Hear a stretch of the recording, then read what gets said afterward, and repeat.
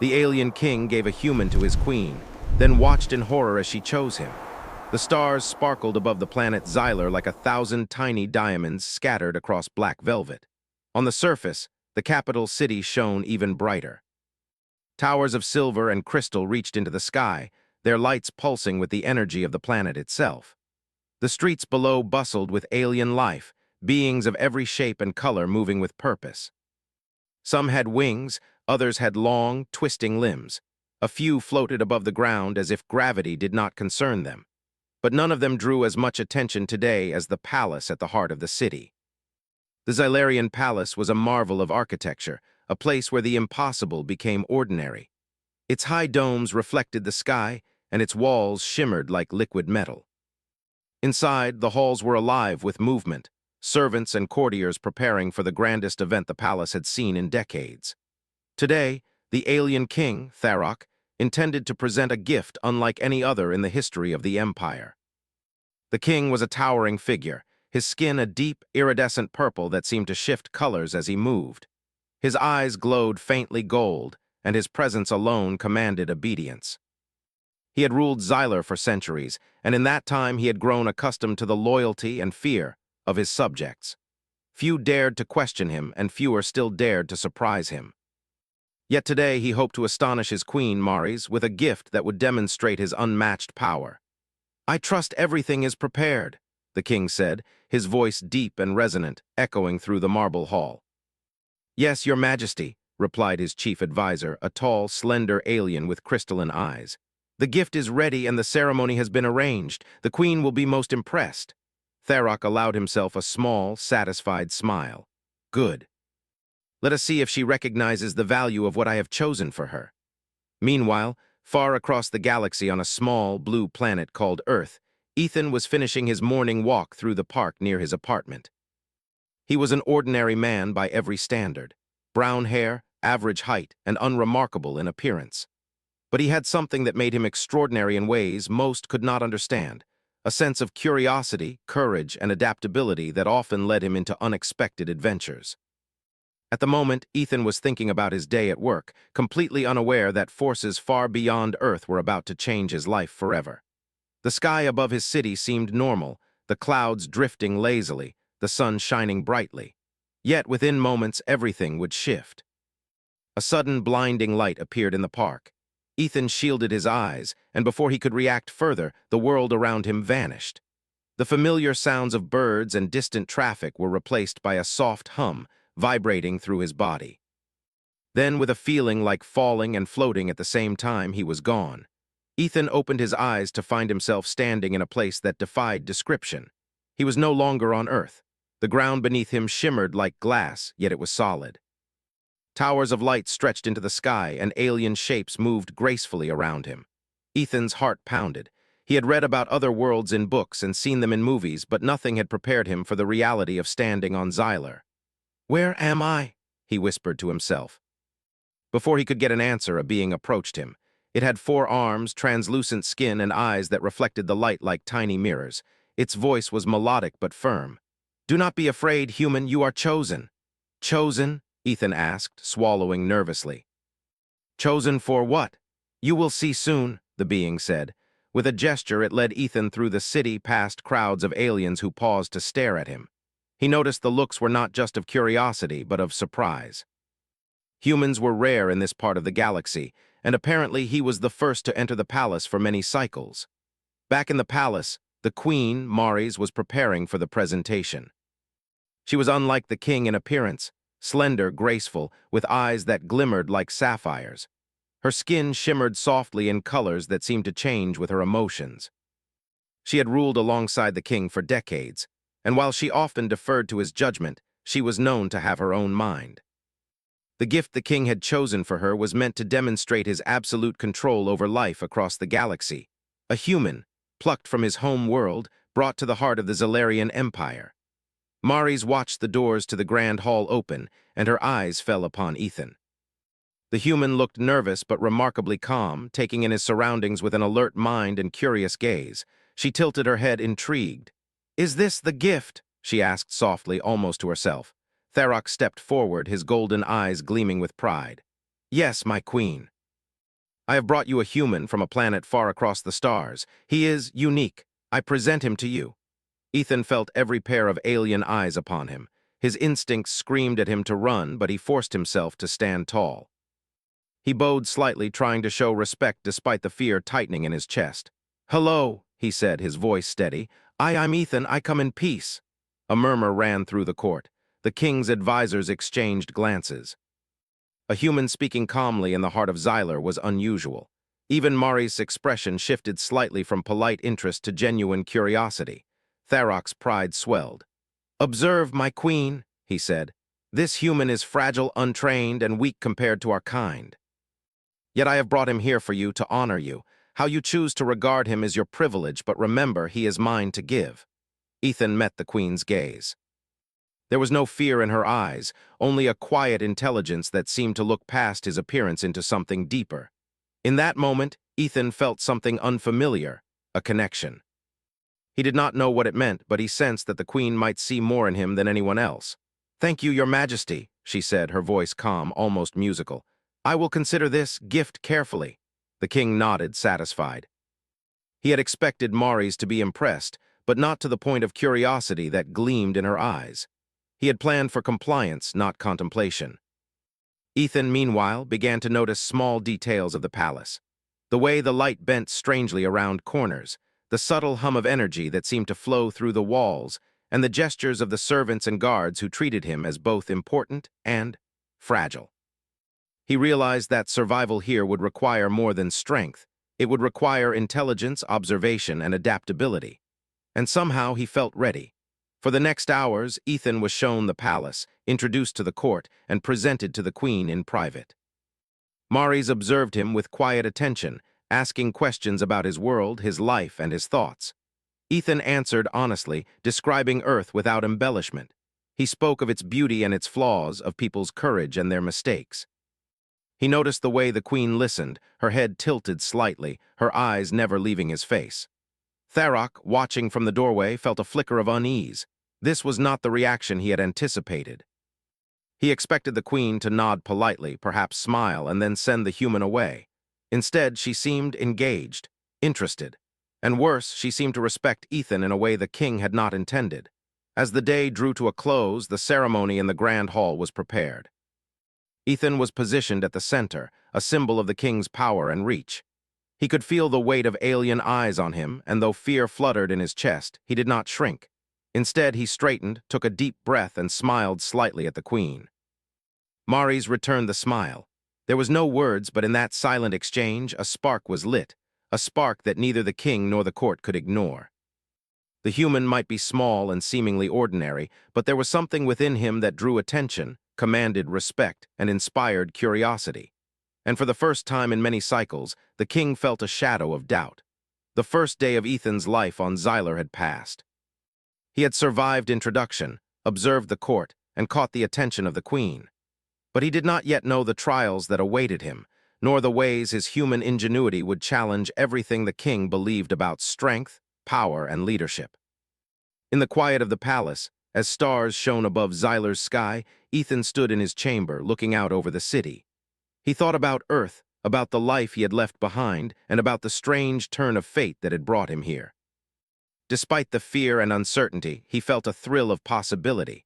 This was no longer his planet, no longer his world, but he was not powerless. Somehow he knew he had been brought here for a reason. And whatever awaited him, he was ready to face it. The next morning, Ethan awoke in a chamber unlike anything he had ever seen. The walls shimmered like liquid silver, reflecting soft pools of light that seemed to float in midair. Furniture appeared alive, rearranging itself with subtle hums when touched. Despite the alien nature of his surroundings, Ethan's practical mind immediately assessed his situation.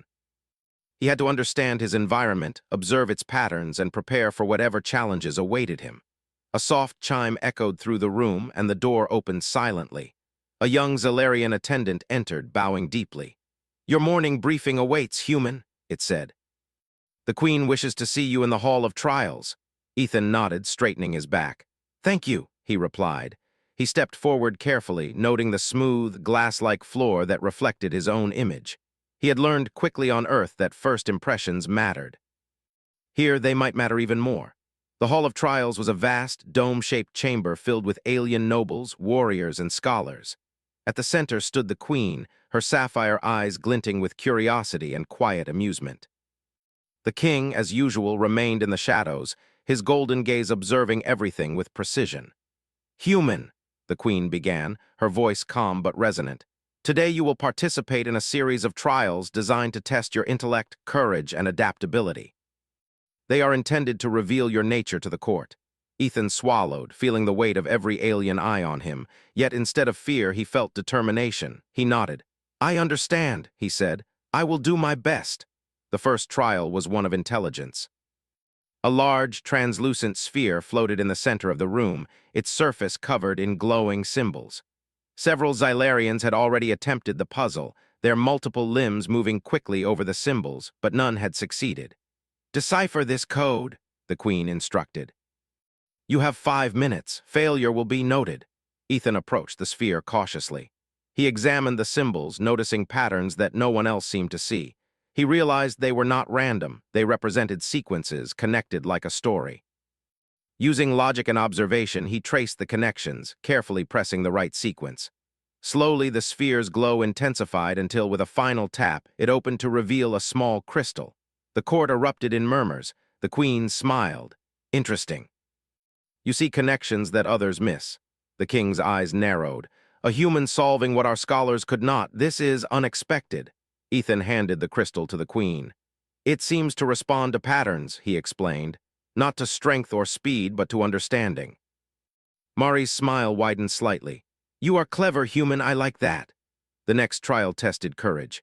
Ethan was led to a chamber that resembled a vast canyon, its walls impossibly high, and the floor shrouded in a thick, misty fog. The challenge was simple in description: cross the canyon using the floating platforms that moved unpredictably. Many Xylarians had attempted the trial, hesitating too long and falling into the fog below. Ethan studied the platforms, noticing subtle patterns in their movement. He did not rush but timed his steps carefully. When a platform tilted unexpectedly, he adjusted, balancing with instinct and precision. Halfway across, one of the platforms began to wobble violently. Without thinking, Ethan jumped to a nearby ledge and grabbed a support beam, swinging safely onto the next platform. The queen watched silently, her expression unreadable. Yet when Ethan reached the far side, she nodded appreciatively. "You are brave, human, and quick to adapt. These are qualities I value." Even the king's advisors whispered among themselves. "He moves with intuition," one murmured, "almost natural like our best warriors." After the courage trial, Ethan was guided to the final challenge of the day, the trial of ingenuity. In a large room filled with alien machinery and floating devices, the task was to repair a malfunctioning energy core before it overloaded. Time was critical. Failure could cause serious damage to the palace. Ethan had no experience with alien technology, yet he observed carefully. He noticed the energy flow, watched the devices respond to pressure, and remembered patterns from the intelligence trial. Slowly, methodically, he adjusted the conduits, aligned the nodes, and redirected the energy. Sparks flew, alarms blared, but Ethan remained calm, reasoning through each step. Finally, the core stabilized, glowing steadily. The court erupted into astonished whispers. Mari's eyes sparkled with admiration. "Remarkable," she said. "You use your mind where others rely only on strength or instinct." Tharok's expression darkened. The human had not only survived every trial, but excelled. Each success undermined the centuries of superiority he had assumed for his species. He had presented this gift to please the queen, yet the human was beginning to inspire something far more powerful than obedience: admiration. After the trials, Ethan was escorted to a quieter area of the palace. The queen joined him, her presence calm and commanding. "You have exceeded my expectations," she said. "Most creatures fail one trial, yet you passed all three. Tell me, human, how do you do it?" Ethan paused, considering his words. "I observe carefully. I try to understand before I act. I don't assume I know more than the situation demands, and I think about what others might overlook. That has helped me survive on my planet, and I suppose it works here too." Maris nodded thoughtfully. "You see the world differently. Perhaps that is why you succeed." Over the next few cycles, Ethan continued to prove himself. He assisted scholars in solving ancient puzzles, helped engineers stabilize energy flows, and even mediated disagreements among the court's younger nobles. Everywhere he went, he demonstrated a unique combination of courage, intelligence, and compassion. Word of his feats spread throughout the palace and beyond. Some Zalarians began to admire him, while others whispered about his audacity. Yet no one, not even the king, could deny the effect Ethan had on the queen. Maris began to spend more time with him, asking questions about Earth, his experiences, and his thoughts on leadership, justice, and life. Ethan's answers were honest and simple, yet they carried a clarity that impressed the queen. He spoke of courage not as a show of strength, but as the willingness to act when it mattered. He spoke of ingenuity not as clever tricks, but as seeing connections others missed. And he spoke of kindness as a form of strength that no weapon could match. Tharok watched all this from his throne. At first he tried to dismiss the human as a novelty, but the more he observed, the harder it became. Ethan's presence was changing the court, and worse, it was changing his queen. One afternoon, during a private consultation, the king confronted Ethan directly. "You are bold, human," Tharok said. "Perhaps too bold. You were brought here as a gift, a curiosity, yet you behave as if you belong among us." Ethan met the king's gaze without fear. "I may be a gift, your majesty," he replied, "but I am also a being with thoughts, skills, and ideas. I will not harm your people, and I hope to learn from them. I do not wish to overstep, but I will act when it is needed." Tharok's golden eyes narrowed. He had ruled for centuries, and yet this human's calm and reasoned words unsettled him. He realized that the human's courage was not reckless, and his intelligence was not limited by fear. He was remarkable. Despite this, the king tried to maintain control. He arranged private competitions between Ethan and the court's strongest warriors. In every contest, Ethan held his own, often using strategy and observation rather than brute force. Each victory, each clever solution, each act of calm courage was a small blow to the king's expectations. The queen noticed everything. She saw the human's humility, his quick thinking, and his ability to connect with others. She began to question what she had known about power, strength, and leadership. If a human, someone considered weak and insignificant by Zalarian standards, could excel so naturally, what did that say about her own people? By the end of the first week, the atmosphere in the palace had shifted. The nobles whispered, the servants watched more closely, and the king sat silently in his chamber more often, pondering the implications. Ethan, meanwhile, remained calm and observant, never boasting, never seeking attention, simply acting with intelligence, courage, and kindness. And slowly, a new idea began to take root in the queen's mind, a notion that perhaps greatness was not defined by power or dominance, but by qualities the human possessed: courage, ingenuity, empathy, and the ability to inspire others. The stage was set for events that would challenge the king, redefine the court, and begin to prove that humans, though small in stature and simple in appearance, could achieve greatness even among the stars. Days passed in the Zalarian palace like a blur of shimmering light and quiet tension. Ethan continued to navigate the complex rituals of the court with calm precision, winning admiration from many and suspicion from others. Yet, for all the attention from nobles and advisors, one pair of eyes remained the most significant to him: the queen's. Maris had begun to spend more time with Ethan outside the formal trials. At first, these meetings were short, practical discussions about palace affairs or cultural exchanges. But over time, they grew longer and more personal. Ethan shared stories of Earth, its forests, rivers, cities, and people, with wonder and honesty. The queen listened intently, asking questions that revealed not just curiosity but deep interest. "You speak of your world with pride," she said one evening as they walked along the palace's floating gardens. The plants shimmered with bioluminescent light, their soft glow reflecting in the still waters below. "And yet, it seems you also carry its burdens."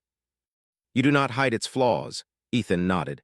"No, I cannot. Every place has challenges, but I have learned that understanding both strengths and weaknesses makes a person stronger. That's how people grow." Maris regarded him silently for a moment, her eyes glimmering. "You are different, human. Your thoughts, they are clear, yet they carry warmth. That is rare here. Even among my people, few speak with such honesty." Ethan smiled faintly, feeling a quiet warmth in her words. "I have had to be honest to survive. I cannot rely on tricks or intimidation like you see here. I must rely on thinking, observation, and action. The queen nodded slowly, as if confirming something she had long suspected. Perhaps that is why you excel at the trials. Your mind is unclouded by pride or expectation. Meanwhile, the king observed these interactions with increasing unease. Tharok had believed that the queen would see the human as nothing more than a curiosity, a fleeting amusement. But the more he watched, the more he saw her gaze linger on Ethan, the more he noticed her attentiveness to his words and the subtle admiration in her posture. The king's advisors whispered warnings. Your Majesty, the human, he is not what he seems. He is small, yes, but his influence grows. The queen favors him, be cautious. Tharok's golden eyes narrowed. He is a human, fragile, weak, insignificant, and yet he stands among us without fear. He may be clever, but he must not surpass us, not the queen, not me. Despite the king's unease, Ethan continued to adapt. One day, the queen invited him to join a council meeting with several scholars and military strategists. A crisis had arisen. A minor energy imbalance in the city's power grid threatened to disrupt the palace and nearby districts. The Zalarians struggled to find a solution, their methods complex but ineffective. Ethan examined the problem carefully. He noticed that the energy conduits were overloaded not because of the machinery itself, but because of the patterns of energy distribution. The flow isn't balanced, he said quietly. If you redirect some energy through the unused nodes, it will stabilize the grid. The Zalarian engineers hesitated. Humans were considered weak, and Ethan was unfamiliar with their complex technology. Yet desperate, they followed his instructions. Slowly, the system responded, stabilizing the energy core. Alarms ceased, and lights returned to normal. The queen's eyes shone with admiration. Remarkable, you see solutions where others see only obstacles. Even the king could not hide his surprise. He had expected failure, and yet Ethan had succeeded without ceremony or force, relying only on thought and observation. Days later, Ethan accompanied the queen on a tour of the palace's archives. The rooms were vast, filled with holographic displays of Xylar's history, culture, and science. Maris guided him through the records, explaining her people's achievements and failures. Ethan listened, absorbing every detail. He asked questions not to show knowledge, but to understand the context of each situation. He noticed patterns in Zalarian politics, social structure, and technology. His observations were sharp, but delivered with humility, never arrogance. Your perspective is unusual, Maris remarked. Most visitors or subjects try to impress, to dominate conversation. You listen, you learn, you understand, that is rare. Ethan smiled. I find it is better to understand first. Acting without understanding can create more problems than it solves. The queen studied him quietly, her thoughts deep. She had seen many beings in her long life, yet Ethan's combination of intelligence, courage, and humility was unlike anything she had known. He did not seek power, yet he inspired respect. He did not demand attention, yet all eyes seemed to notice him. Meanwhile, the king's unease grew. He had underestimated the human's impact. The court's whispers were now tinged with admiration for Ethan, and the queen's favor was increasingly visible. Tharok realized that he could not control the situation entirely. The human's influence was subtle but undeniable. One evening, the king summoned Ethan to a private chamber. The air was tense, heavy with the weight of centuries of authority. Human, Tharok began, you have shown intelligence and courage beyond expectation. Yet you must remember your place. You are a guest in my palace, and you must respect the hierarchy. Ethan met the king's gaze calmly. I respect your authority, your majesty, but I will not hide my abilities or my ideas. I can only offer what I know to help, and I act when it is needed. The king's golden eyes flashed. You speak boldly. Do not forget that I am the ruler of Xylar. All decisions, all outcomes are mine to command. Ethan inclined his head respectfully. I understand. And I do not seek to replace you. I only wish to act wisely, to make choices that prevent harm and create understanding. Tharok turned away, troubled. This human did not cower, did not plead, and yet did not challenge him openly. It was a balance of humility and strength that unsettled the king more than any rebellion could. Over the next cycles, the queen and Ethan's bond continued to grow. They shared quiet walks in the floating gardens, discussions in the archives, and moments of laughter in the palace corridors. Ethan's humor, simple but clever, brought smiles to the queen's face, easing the weight of her royal responsibilities. One afternoon, while observing the stars from the palace balcony, the queen spoke softly. Ethan, do you believe that one being, even small and seemingly weak, can truly make a difference? Ethan looked at the sparkling sky, thinking, I do. On Earth, I've seen ordinary people change lives through courage, creativity, and kindness. Strength is not always physical. It is the willingness to act, to think, and to care. Maris nodded. Perhaps that is why I am drawn to you. You embody qualities that my people have forgotten or abandoned. You remind me of what true greatness can be. Ethan's heart skipped. He had never expected such words, yet he understood their weight. The queen's admiration was not fleeting curiosity. It was respect, understanding, and something more profound. The king, observing from afar, felt a tightening in his chest. He had intended to impress his queen with power, to gift her a human as a demonstration of his dominion. Yet the human had grown beyond the king's control. The queen's attention, her admiration, even her laughter in Ethan's presence, all these things filled the king with a sense of fear he could not name. Is this possible? He murmured to himself. Could a human surpass us in qualities that truly matter? The answer, he feared, was becoming clearer with every passing day. Ethan, unaware of the full extent of the king's unease, focused on understanding Xylar and its people. He realized that to survive, he must continue to observe, learn, and act with care. He had passed the trials, earned the queen's admiration, and demonstrated his value, but the challenges ahead would be far greater.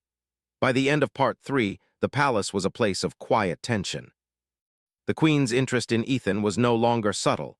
The court murmured with whispers of admiration and curiosity, and the king's pride had begun to waver. The stage was set for decisions that would change the palace forever.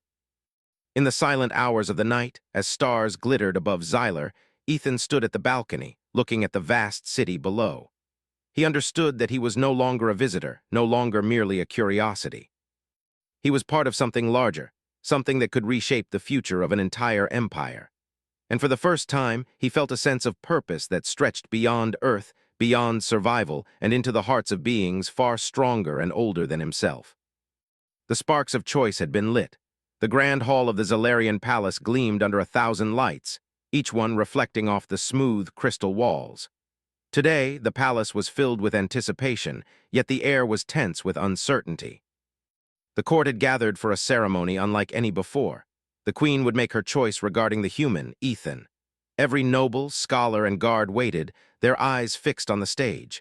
Even the servants who moved quietly in the background felt the weight of the moment. Ethan stood at the center of the hall, his posture calm, his mind alert. Though he had faced challenges, solved complex puzzles, and survived trials beyond imagining, the presence of the entire court, all watching him, brought a new kind of pressure. He breathed steadily, reminding himself that he had faced fear before, and courage was not the absence of it, but the choice to act despite it. The queen entered quietly, moving with her usual grace, her eyes immediately finding Ethan. The court fell silent, as if the universe itself held its breath. Maris paused at the center of the stage, her expression serene, yet her eyes shone with intensity. This was the moment she had been considering for many cycles, the moment to act not out of obligation but conviction. Tharok, the king, remained at the highest balcony, his golden eyes fixed on the scene below. His mind raced. He had expected a formal nod, a polite dismissal, and perhaps a return of the human to his planet. But he had observed too much Ethan's intelligence, his courage, the way he handled challenges, and most importantly, the way the queen regarded him. A quiet sense of dread had settled in his chest. He did not yet know what choice she would make, but he felt certain it would surprise, if not shock, the court. "Human," the queen began, her voice clear and strong, carrying easily across the hall. "You have been brought here as a gift, an offering meant to honor me and to reflect the power of the king. Yet, in the time we have spent together, you have shown qualities beyond what any gift could offer. You have proven intelligence, courage, adaptability, and integrity. You have acted without fear, guided by thought, understanding, and respect for others." Ethan's chest tightened. He had not expected her words to carry such meaning. The admiration in her voice was unmistakable, and the court listened, rapt, as if hearing the first truth in centuries. Maris continued, her gaze never leaving Ethan. "I have seen beings of many worlds. I have judged them on strength, skill, and obedience. Yet you, human, surpass them in ways that cannot be measured by power alone. Your actions inspire trust, your mind inspires thought, and your character inspires admiration. A murmur ran through the court. Nobles exchanged glances, some impressed, others skeptical, but all were captivated by the unfolding moment. Even Tharok's heart skipped a beat. He had never expected the queen to speak so freely, so honestly in front of the court. The human had not only survived the trials, but had changed the way the queen viewed the world. Therefore, Mari said, her voice steady, I make my choice. She paused, allowing the weight of her words to settle over the hall. Every being present leaned forward, sensing the significance. The king's eyes narrowed. He thought he knew what was coming. He had given this human as a gift, expecting compliance, not consideration. Yet something about the queen's tone, her gaze, suggested that the human had earned more than her attention, perhaps even her respect. Mari's looked directly at Ethan. I choose you. The hall fell completely silent. Ethan's heart raced, yet he remained composed, understanding the gravity of the queen's words. Her choice was not a reward, nor a ceremony of favoritism. It was recognition of his character, of his courage, and of his humanity. The court erupted in whispers, some of admiration, some of disbelief. Nobles stepped back in surprise, their assumptions shattered. Humans were considered weak and unremarkable, yet here one stood recognized for qualities far beyond strength or dominance. Tharok's golden eyes widened in shock. He had expected deference, perhaps curiosity, but never this. The queen had chosen a human, not for his appearance, not for his origins, but for the qualities that truly mattered: courage, intelligence, and character. A strange feeling, pride mixed with fear, rose in him. Pride that the human had achieved what few could, fear that his queen now saw beyond his authority, beyond the power he wielded. Ethan stepped forward, bowing slightly in respect to the queen. I am honored, he said softly. I will not fail you, and I will act wisely in all things. I promise to uphold the trust you place in me. Mari smiled, her expression softening. I have no doubt you will. Your actions have already proven your worth. The court continued to murmur, the whispers of disbelief slowly shifting to admiration. The queen's choice had broken expectations, redefined what it meant to earn respect, and shown that greatness was not limited to those born into power. Tharok, still on his balcony, felt a storm of emotions. He had believed himself in complete control of the situation, confident that his gift would please the queen without question. Instead, he had watched as a human, not of his species, not of his world, had captured her attention and respect.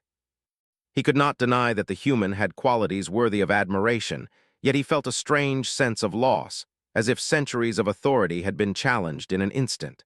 The queen addressed the court again. Let this be a lesson to all who judge by appearances, by species, or by assumptions. True strength lies in courage, intelligence, and the willingness to act rightly. Let the human stand as a symbol of these qualities, for he has earned them through deeds, not birthright. Applause erupted from some corners of the court, hesitant at first, then growing as more beings recognized the truth in her words. Ethan stood quietly, absorbing the moment, understanding that his journey on Xylar had only just begun. After the ceremony, the queen and Ethan walked through the palace gardens, the soft glow of bioluminescent plants reflecting in the still waters. Ethan felt a mixture of relief, awe, and responsibility. He had been given recognition, yes, but it came with a challenge to act with wisdom, to lead with courage, and to live up to the trust placed in him. Ethan, the queen said quietly, your presence has changed much here. Not just for me, but for the court, for the people, and perhaps even for the king. You have reminded us of qualities we long forgot: humility, courage, and thoughtfulness. Ethan nodded. I only acted as I know how, but I understand the responsibility now. I will not let you or your people down. Mari smiled, a warmth in her eyes. I know you will not. That is why I chose you, not because you are a gift, but because you are deserving. The king, watching from his balcony, descended silently to join the queen and Ethan in the gardens. His expression was unreadable, but there was a faint tension in his shoulders, a subtle hesitation in his movements. He approached cautiously, measuring his words. Human, Tharok began, his voice deep but controlled. You have exceeded every expectation. You have proven intelligence, courage, and integrity beyond what I believed possible. The queen's choice, though unexpected, is not without merit. Ethan inclined his head respectfully. Thank you, Your Majesty. I hope to act in ways that honor your people and your trust. Tharok studied him carefully, then nodded slowly. Very well, let us see what your presence can accomplish. That evening, the palace was alive with a new energy. The queen's choice had shifted the balance, not through force, but through recognition of what truly mattered. Nobles whispered of the human who had captured the queen's respect. Guards and servants spoke of his courage and intelligence. Even the king, though troubled, began to consider the possibilities that Ethan's presence could bring. For Ethan, the choice marked a turning point. He was no longer simply a guest, no longer a curiosity or a gift. He had been recognized for his qualities, and with that recognition came both opportunity and responsibility.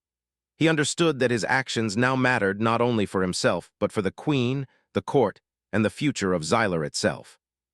As stars glittered above the palace, reflecting in the calm waters of the gardens, Ethan and the queen stood side by side. A new era was beginning, an era defined not by fear or dominance, but by courage, intelligence, and the qualities that truly mattered. The king, though silent, understood the truth. A human had proven that greatness was not determined by birth or species, but by deeds and character. And he watched, uncertain of the future, as the queen had chosen wisely, and the human had earned a place among them all. The days following the queen's choice were unlike any the Xylarian palace had ever seen. Ethan's presence, once a curiosity, had become a catalyst for change. The court buzzed with whispers and speculation, but beneath the murmurs was admiration. Nobles who had once underestimated the human now observed him carefully, noting his calm logic, his insight into problems, and his quiet courage. The palace itself seemed to shift. Where once there was formality and rigid hierarchy, there now flowed a new energy. Discussions were more open, suggestions more thoughtful, and decisions increasingly guided by reason as well as tradition. Ethan, though still learning about the alien world, brought a perspective that combined ingenuity, practicality, and empathy. One morning, the queen summoned Ethan to the palace council room. The walls were lined with screens displaying city districts, energy grids, trade routes, and environmental systems. Today, a problem had arisen that required immediate attention. A minor rebellion on a distant colony threatened trade and stability. The Xylarians were prepared to send in military force, as was their tradition, but the queen had learned to consider alternatives. "Ethan," Mari said, her voice calm but commanding, "we need a solution that avoids bloodshed. Your perspective, perhaps you can offer insight." Ethan examined the reports carefully. "The rebels are not motivated by hatred or conquest," he said. "They are frustrated by neglect and miscommunication. If we address their needs and offer guidance, we may resolve the issue peacefully." The council murmured. Some were skeptical. Xylarians were accustomed to strength and dominance as solutions. Yet Ethan outlined a plan that combined diplomacy, clear communication, and strategic assistance. Slowly, the queen's advisors began to see its value. "Very well," Mari said. "We will follow your plan." The human solution succeeded beyond expectations. Messages of cooperation were delivered, resources were provided to improve living conditions, and the rebellion ended without conflict. The colony's leaders expressed gratitude, and word of the resolution spread across Xylar. The court marveled not at force, but at the effectiveness of intelligence, empathy, and strategy. Even the king watched with cautious approval. Tharok had once believed that the human would remain a curiosity, a novelty to be humored. Now he recognized that Ethan's abilities were exceptional, not just in survival or trials, but in leadership and foresight. He felt a mix of pride and unease, realizing that the human's influence would continue to grow. Days turned into weeks, and Ethan continued to work alongside the queen. They visited districts of the city, observing problems firsthand and offering solutions. He taught the court new methods of organization, problem-solving, and leadership. In each task, Ethan relied on human qualities: observation, reasoning, courage, and compassion. Each success inspired those around him to think differently, to challenge assumptions, and to act with integrity. Maris watched him closely, impressed by his consistency. "You have a way of seeing things that others overlook," she said one evening as they walked through the palace's gardens. "You combine courage with patience, intelligence with humility. That is rare in any world." Ethan smiled faintly. "I try to do what I can." I have learned that even small actions can have big consequences if they are guided by thought and care. The queen nodded. And in doing so, you have begun to change Xylar itself. The people are noticing. The court is noticing. Even the king is noticing. Tharok, observing from his private chamber, felt the truth of her words. The human had reshaped the palace, challenged tradition, and shown that the qualities that mattered most were not strength or lineage, but courage, intelligence, and empathy. A subtle transformation was underway, and the king knew that resisting it would serve little purpose. One day, an unprecedented challenge arose. A massive energy storm approached the capital, threatening to overload the city's systems and cause widespread destruction. The palace's engineers struggled to find a solution, working frantically to stabilize the energy grids. Panic began to spread among the advisors, for the storm was stronger than any before recorded. Ethan stepped forward, calmly observing the situation. "The storm is powerful, yes," he said, "but the solution does not lie in brute force. It lies in balance and timing. Redirect the energy through alternate conduits, synchronize the stabilizers, and reinforce the nodes gradually." The engineers hesitated. Humans were unfamiliar with such technology, and many doubted his plan. Yet Ethan's calm confidence and logical explanation persuaded them. Working carefully, step by step, the energy systems responded. Sparks flew, alarms blared, but the grids held. Slowly, the storm's destructive force was mitigated, and the city remained intact. The court erupted into astonishment. Even the king could not hide his admiration, though it was tinged with humility. Ethan had saved the city not with weapons, but with thought, observation, and courage, the very qualities the Xalarians had long undervalued. The queen approached Ethan, her eyes shining. "You have done it again," she said. "You have reminded us of what true power can be, wisdom, courage, and action guided by care." Ethan nodded quietly. "I only did what I could, but I hope it inspires others to act wisely too." In the following cycles, the influence of Ethan's presence became evident across Xylar. Nobles adopted more thoughtful methods. Soldiers approached strategy with patience and observation, and even the citizens began to see that leadership was not only about strength, but about understanding and guidance. The human, once a mere gift, had become a symbol of what the empire could achieve when guided by intelligence, courage, and empathy. The queen, Maris, stood proudly by his side. "You have changed more than the palace," she said. "You have changed the hearts of many." "That is a gift far greater than any we could have imagined." Ethan smiled, humbled by her words. "I have only acted as I know how. The true credit goes to those who are willing to see and learn." Even the king, Tharok, acknowledged the transformation. He had once feared that the human would undermine his authority, yet he had learned a different lesson. Strength lies not only in power or fear, but in courage, intellect, and the ability to inspire others. Slowly, he began to see the wisdom of collaboration, the value of guidance, and the impact of empathy. As months passed, Xylar entered a new era. Cities flourished under careful planning and understanding. Trade expanded peacefully across distant colonies, and the people, inspired by Ethan's example, began to act with initiative, courage, and thoughtfulness. The court adapted to a new kind of leadership, one where intelligence and character were valued alongside strength. Ethan and the queen became partners not only in governance, but in vision. Together, they explored the possibilities of the empire, balancing tradition with innovation and showing that even in a galaxy of advanced civilizations, humanity's qualities, curiosity, courage, ingenuity, and empathy, could inspire transformation. One evening, as the sun set over Xylar, painting the sky in hues of violet and gold, Ethan stood with the queen on the palace balcony. Below, the city thrummed with energy, a living testament to what collaboration and understanding could achieve. "Ethan," Maris said softly, "when I look at you, I see what is possible when courage meets wisdom, when intelligence is guided by empathy. You have reminded us that even the smallest being can shape the future." Ethan looked at her, feeling the weight of her words and the journey they had shared. "I only followed what I know, but perhaps that is enough to show others that they can make a difference, that they can act wisely and bravely no matter who they are." Maris nodded. "Yes.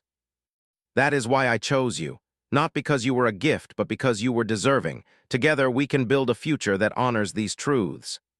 The king watched from his balcony across the palace, feeling something he had not felt in centuries: humility. He understood that the empire had been strengthened not by fear or dominance, but by the qualities Ethan embodied. And though he had once feared this human, he now saw him as a source of inspiration, a reminder that even the smallest beings could teach the greatest lessons. In the days that followed, the people of Xylar spoke of the human who had arrived as a gift and transformed their empire. Stories of courage, intelligence, and wisdom spread across the stars, inspiring other worlds to reconsider the nature of strength and leadership. Ethan, once a visitor from a distant planet, had become a symbol of hope, ingenuity, and the enduring power of human character. As stars glittered above Xylar, reflecting on the calm waters of the palace gardens, Ethan stood with the queen, looking toward the horizon. The future was vast, uncertain, and full of challenges, but he knew that courage, intelligence, and empathy would guide the way. For the first time in his life, Ethan understood the full meaning of the journey that had brought him to Xylar. He was no longer merely a human in a strange world. He was a force for change, a reminder of what humans could achieve, and a living proof that even one individual could inspire greatness across the stars. And so a new era began, not through conquest or fear, but through courage, wisdom, and the qualities that made humans remarkable. The Xylarian Empire, once rigid and proud, now had the chance to thrive in ways it had never imagined, guided by a human who had dared to act with intelligence, courage, and heart. The galaxy had witnessed a simple truth: humanity's qualities could inspire, lead, and transform, even among the stars.